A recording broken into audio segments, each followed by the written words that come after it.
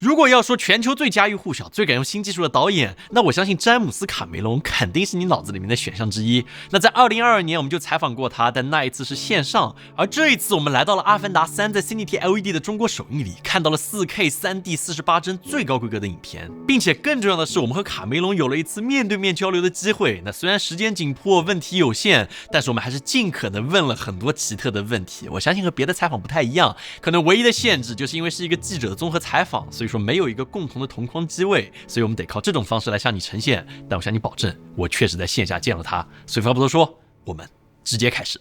Mr. Cameron, it's great to see you. I'm Tim. So we did e-meet on internet for Avatar Way of Water. Okay, all right. But I want to show you something. So back then we talked. So this was our company in 2022. And we were doing like that. And back then I said, we want to become you someday. And we worked hard. So this is now, we have a campus. We have 170 employees. Ooh, congratulations. Are you covering mostly movies? Yes, movies and tech and everything. Congratulations. So Thank you.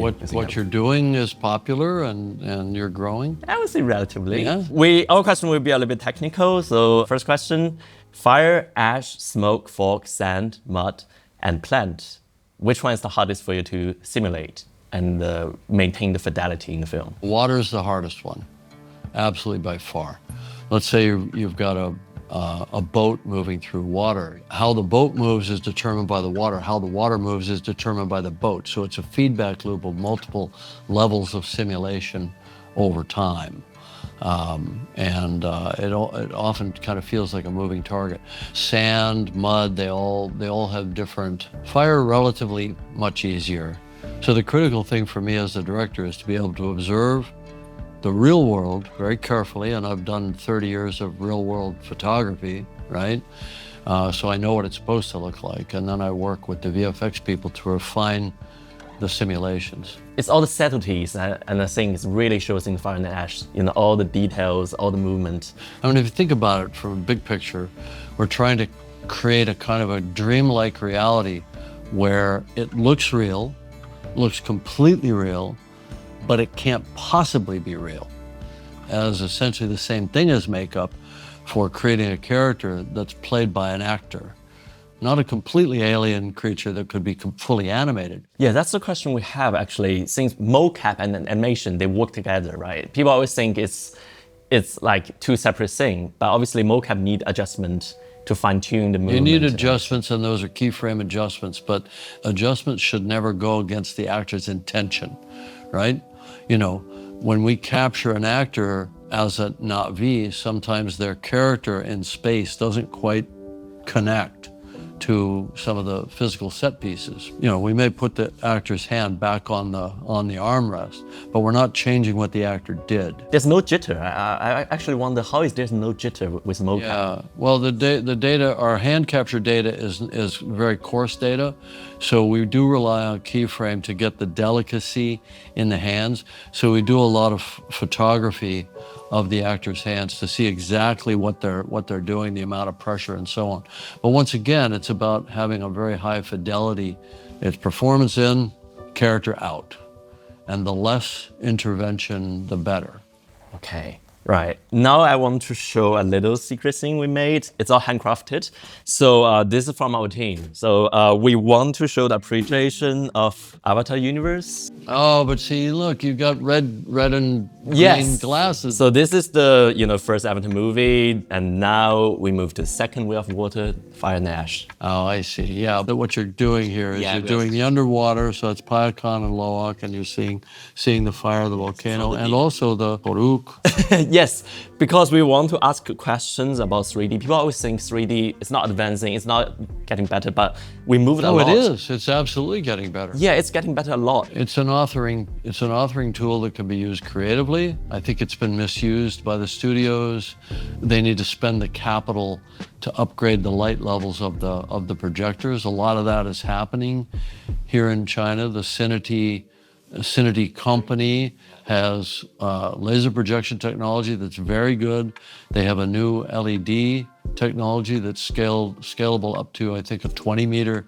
Where did you see the film? I watched yesterday on the LED So you saw what I'm talking about, It's right? incredible. The peak brightness and the dark level is superb. Yeah, right. So it's, I don't know how many nits it is, but basically the dynamic range is very good.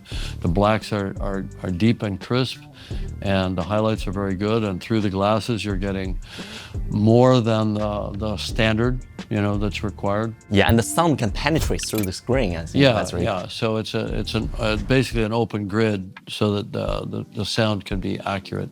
And I think this time, the realism Avatar, I think 48 frames helps a lot to get people immersed with the action and everything. I know Fire and Ash is 48 frames mastered. Only 40% of the movie is actually at an HFR, and we spent 25 years figuring this out.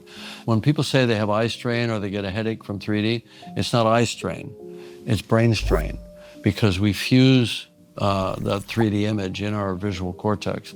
And where we have trouble discriminating parallax on moving edges is when it's strobing, which is a motion artifact of 24p. So we go to 48p when we need to. It also gives you an enhanced sense of clarity. But why is this deciding between 24 and 48? We can feel it, obviously, and it's intentional. It's just something that we decide based on watching an early version of the shot rendered, and we decide if the lateral movement is producing some strobing, and then, and some of the action shots, we pretty much do the action scenes.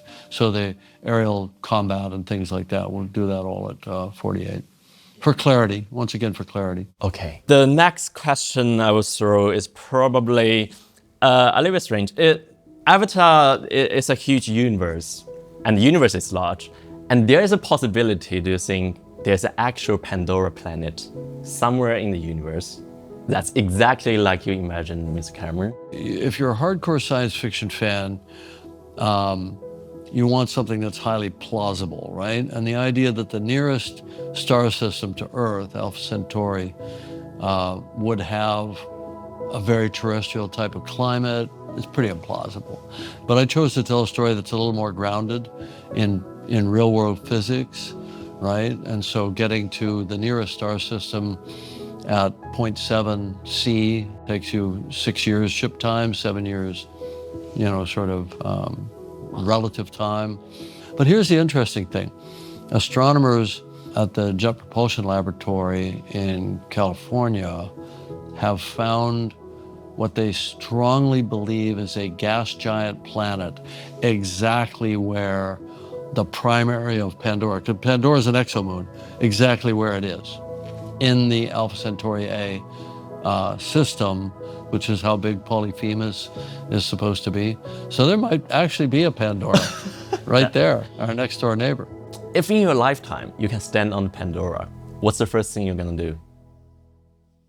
I don't know, I'd keep my eyes open for viper wolves, if that's what I'd do, or a Thanator, even if they can't digest us, the only way to know for them is for them to chomp us first, then go, So I don't want to get chomped. Give a taste. No, I'd want to talk to, if there was an intelligent species there, like the Na'vi, I would want to talk to them, set up communication, start to figure out their language. Yeah, I guess that's almost all my questions. Man, you're going technical. Thank you, Mr. Cameron. Thank you very much. 卡梅隆说他在《阿凡达》系列上投入了接近30年，这是属于他的疯狂幻想。他的作品激励了一代又一代电影人去创造自己的世界，尝试新的影视技术。但就像卡梅隆自己强调的，所有技术的尽头都是为了更真实的呈现表演和情感，这也是我们努力的方向。所以如果你觉得这期节目对你有帮助的话，那我们非常高兴，也欢迎转发给你的朋友们看一看，这也会对我们有很大的帮助。那就在今天12月17号，《阿凡达3》已经在新媒体开始点映了。如果你有机会的话，我会推荐你去体验一下这个 LED 的放映版本，和荧幕完全不一样。那么我们下次再见。